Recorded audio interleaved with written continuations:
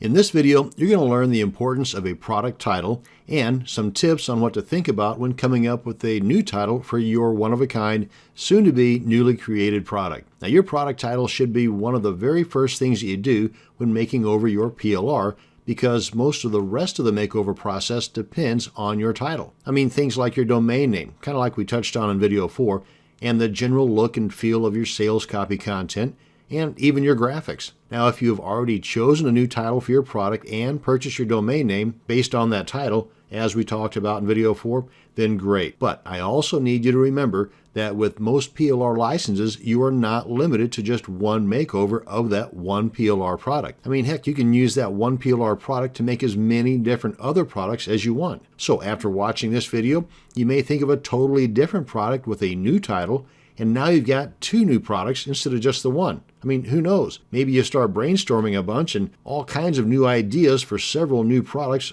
all from just that one PLR product, start popping into your head. So put on your imagination cap and let's get going. Now, your title should be keyword rich and based on the topic of that product. I know that kind of sounds obvious to most folks, but maybe you come to the table with a title in mind, like make killer coin with video. That does not have a lot to do with our product being YouTube marketing blunders or YouTube marketing errors or YouTube marketing mistakes. So make sure that not only is it keyword rich, but it is on topic. And as we mentioned in video 4, the domain name cannot include trademarked words like YouTube, but using the trademark name in the product title and throughout the content of the product is not that big of a deal as the domain name issue is. Now, I'm not an attorney, and if you feel iffy about this, then please consult your attorney before doing so. But as long as your title nor content is libelous in nature, then you should be just fine. That being said, I am going to be using the word YouTube in my title and throughout the content. Now, your title should also be as memorable as possible. So having a title with 10 or 20 words is usually not such a good idea. Now, in addition to using keywords in your title, and it being easy to remember, you should also consider certain power words in order to trigger an emotion. For example, words like fault or faux pas or boo-boo mean pretty much the same as words like blunder, failure, mistake, but they trigger a different kind of emotion. Now, a couple of tools that might help you with these power words or trigger words, one would be a thesaurus, and I rarely pull mine off the bookshelf anymore because I use thesaurus.com. And all you have to do right up here at the top of the page is type in your keyword or keyword phrase and then click on the search button over here to the right of that, and it will produce the results down below. For example, type in mistake, click on the search button, and it gives you a whole bunch of options to work with here. And to drill down even further, you can just click on these resulting words, and below the synonyms, which is basically meaning the same thing, you have the antonyms, which kind of sort of means just the opposite.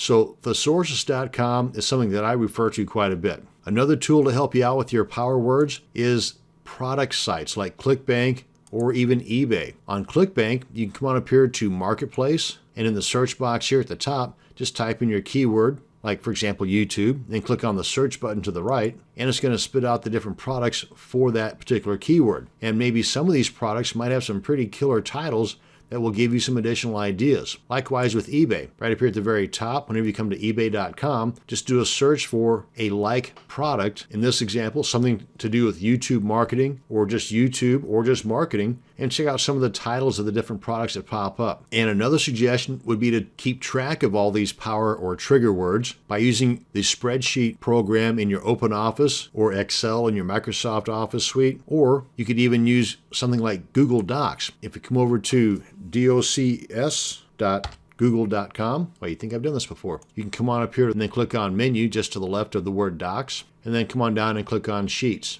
Now you can also get here if you're logged into your Google account, like coming over here to the top right and clicking on apps and then clicking on drive. Same thing, come on over here to the left and under new, only now we're in Google Drive, click on new and then click on sheets. This is the same type of program as Microsoft Excel or the OpenOffice spreadsheet program. And here you can just keep a running tally of all these trigger words or power words or phrases that you come up with in your research. And you want to go ahead and save this accordingly. For example, under this particular spreadsheet, I might title this YouTube Power Words or Marketing Power Words. so that I can refer back to this whenever I'm writing my sales copy content or getting ideas for email autoresponders or follow-up emails for this particular product. And after time, I may have a whole bunch of these power word sheets to refer back to for future products. And of course, you could always just go to your search engine and do a search for something like emotional trigger words. And I would go ahead and use the double quotes both at the beginning and at the end of the phrase. For example, emotional trigger words. And this spits out 3,000 results. And just go through here and check some of these out. And as you discover good, powerful trigger words, go ahead and document those in your spreadsheet up here. And even though none of these might really help you with this particular title, they might come in handy for other items related to this particular product. But right now, I want to concentrate on creating a killer title.